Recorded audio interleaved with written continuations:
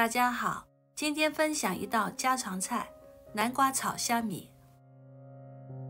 南瓜营养丰富，虾米补钙，是一道非常健康的美味佳肴。院子里的南瓜成熟了，摘一个。看着个不大，却有1公斤重。切取1/3个南瓜，约340克，余下部分将会做成别的菜肴，在将来的视频中分享。去除口感不佳的中心部位，然后把它切成片，最好是厚薄一致。1个小洋葱切成丝，准备5克无盐虾米，1根小葱，按视频所示进行斜切，这样切出来的葱花为马蹄形。开中火，加20毫升葵花油，马上放入洋葱丝，翻炒一下。洋葱爆香后，加入虾米，继续翻炒。闻到一股很特别的虾米香味时，加入南瓜片。开大火后继续翻炒。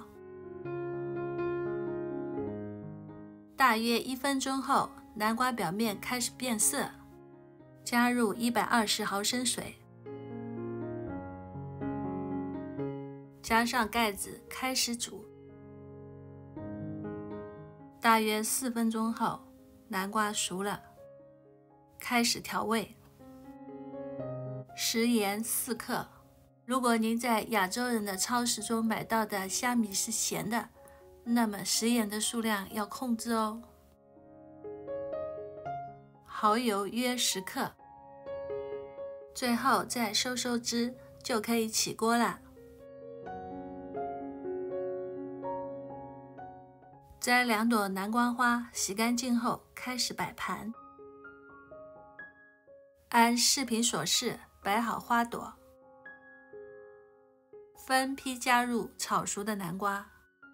操作的速度要快，以免南瓜变凉，尽量不要把汤汁带到盘中，边加边整理。由于我使用的圆盘的直径为25厘米，最终食物都将会被摆放到圆弧区域内。如果你喜欢长方形的盘子，那么把南瓜堆成长方形，把南瓜花竖起来，最后再把表面弄平整。现在开始加葱花，3片一组，组成一朵朵小花。或把葱花切成普通的圆形，那么摆出来的花朵是另外一种感觉。有兴趣的话可以试一下。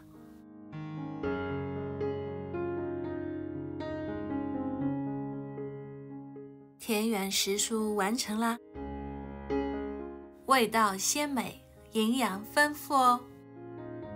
喜欢美味佳肴的朋友千万不要错过哦。朋友们，再见。